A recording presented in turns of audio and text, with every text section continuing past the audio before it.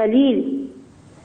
الحمد لله ان هو جاب لي حق خالد مثلث، وحق الشباب، وحق كل واحد اتعذب في مصر قبل وبعد الثوره.